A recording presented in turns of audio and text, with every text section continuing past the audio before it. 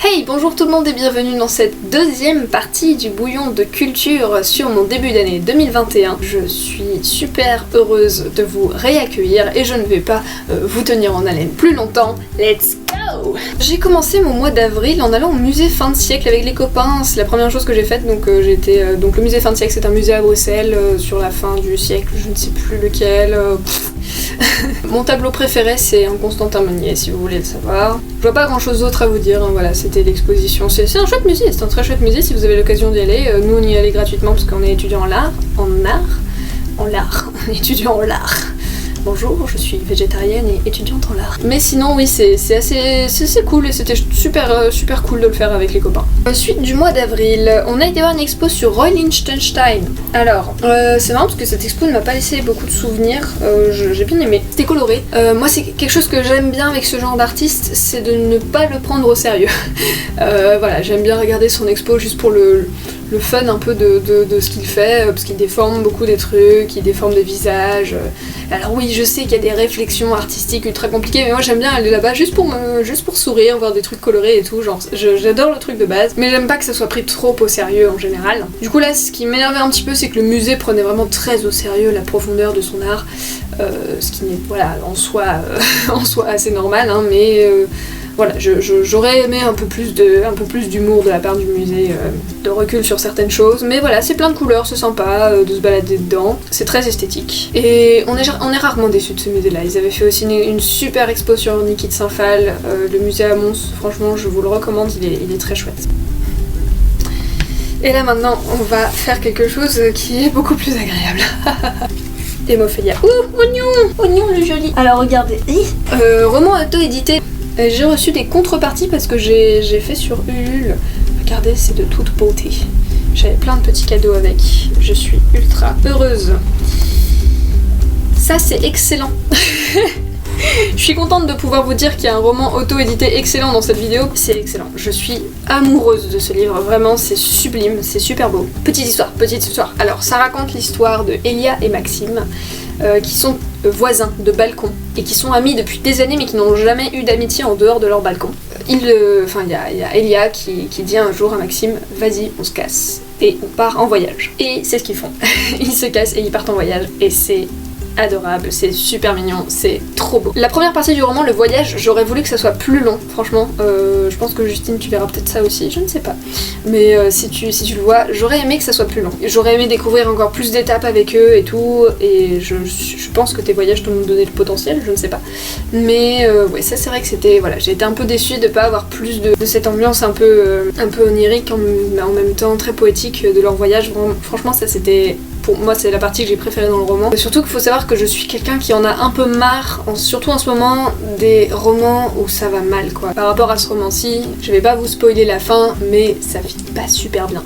Donc là, voilà, dans ce roman-ci, c'était compliqué, mais il faut savoir que je suis quelqu'un qui aime de plus en plus les romans où c'est pas tant à propos de la fin, qu'à propos du développement général, où j'en ai marre des développements avec des quiproquos nuls, où ça va pas, où on s'enfonce dans des problèmes et tout. J'aime de plus en plus, je prends de plus en plus plaisir à lire des romans où les choses vont bien. Alors il y a des secrets, il y a des choses à découvrir, il y a quand même des choses qui font que j'ai envie de rester. Mais là par exemple, voilà, dans ce roman-ci, j'aurais aimé plus de la première partie où tout va bien, même s'il y a des secrets, il y a des non-dits, il y a des questions qui me donnent envie de rester. Et en même temps, j'ai envie de découvrir des choses avec eux, j'ai envie de voyager avec eux. Donc ça, je trouve ça dommage que dans les romans aujourd'hui, il y ait de plus en plus... ça fait partie de l'écriture de façon générale, il faut que le personnage s'enfonce dans sa merde, comme le dirait mon prof de narration. Néanmoins, voilà, moi je prends de plus en plus plaisir à lire des romans où il y a beaucoup de choses qui vont bien et où c'est beaucoup plus contemplatif et agréable. Ça n'empêche pas d'avoir des développements ou des fins comme celui-ci qui sont, effectivement... difficile à encaisser. Et j'ai adoré ce roman, mais du coup ouais, j'aurais aimé un peu plus de cette joie qu'il y avait au début, j'aurais aimé que ça dure un peu plus longtemps, je pense que la fin aurait été encore plus destructrice pour moi. Il y a différentes étapes, c'est super bien mené, c'est très doux, et puis ouais, tout a été super bien soigné, je trouve la couverture vraiment très belle, je ne sais pas qui est-ce qui l'a illustré, mais c'est magnifique, il y a beaucoup de soins a été apporté à ce roman, il y a des trucs de mise en page qui sont vraiment très très bien choisi. Donc là on voit que c'est un roman auto-édité qui a été très réfléchi et je sais qu'il y a une professionnelle qui l'a mise en page et franchement c'est super beau. Et du coup je vous recommande aussi, surtout pour les jeunes auteurs parmi vous, je recommande également les podcasts Aujourd'hui j'écris de Justine Savy qui sont vraiment très cool. Je les ai pas tous écoutés mais le peu que j'ai entendu, je pense que ça peut servir à beaucoup d'entre vous, ne serait-ce que comme base pour aller plus loin après. Et voilà, de façon générale, j'adore son taf. Et j'ai encore un livre à vous parler. Et alors bon, je pense que vous avez déjà vu plusieurs fois pendant cet épisode ma petite gommette, il y a du cul, attention. Là il y a beaucoup de cul. Donc très attention. Je l'ai dévoré en une journée, il est incroyable, mais il y a beaucoup de cul. Mais il est incroyable. Petit résumé, c'est Cheryl, une quadragénaire hypersensible qui a une vie chiante à mourir, où tout est super organisé, voilà, ses petites affaires, ses petits machins. Et ses patrons l'obligent à garder leur fille, qui a 20 ans, qui est très différente d'elle, qui est une chieuse absolue, et même un peu violente par moments, un tout petit peu violente. Du coup, c'est vraiment, c'est une histoire géniale et j'ai envie de vous en parler, je pourrais vous en parler pendant des heures, mais je ne veux pas vous spoiler. Si je dois recommander, ah là c'est compliqué, non je peux pas recommander un seul roman, mais vraiment il est exceptionnel. Les rebondissements sont toujours inattendus. C'est-à-dire qu'il y a très peu de choses où j'ai deviné où elle nous emmenait, et le peu de fois où j'ai deviné où elle nous emmenait, à chaque fois la situation était quand même différente de ce que j'avais imaginé, le moyen pour y arriver était différent. Et puis à un moment je suis partie sur une idée que j'ai abandonnée et qui en fait était vraie. C'est très bien fichu. On a l'impression que c'est vraiment un sondage d'un cerveau humain dans les moindres détails de ses fantasmes et tout, et c'est incroyable. Les dialogues sont écrits d'une façon, c'est assumé que des humains ne parlent pas comme ça. Vous voyez ce que je veux dire? C'est vraiment, c'est trop bien.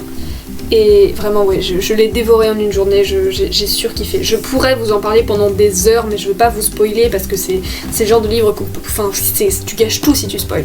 Ouais, vraiment, j'ai adoré ce livre. Il y a beaucoup de cul, mais c'est du cul vraiment à mourir de rire. Moi, c'est du cul drôle, c'est du cul cru, c'est délicieux, je l'ai adoré. très chaude recommandation ce roman. Je sais pas si elle en a fait d'autres, mais si elle en a fait d'autres, je vais peut-être en acheter un ou deux. Je sais que c'est son premier. Beaucoup de premiers romans d'ailleurs par ici. Et c'est déjà la fin de cette deuxième partie sur le bouillon de culture de ce début d'année 2021. J'espère que ça vous a plu, que vous avez eu quelques recommandations qui vous ont parlé. Moi en tout cas ça m'a vraiment plu de le faire. Je suis super heureuse d'avoir un peu rattrapé le temps perdu finalement. J'espère que ça vous a plu. Je vous fais de gros bisous. Et je vous souhaite à la prochaine.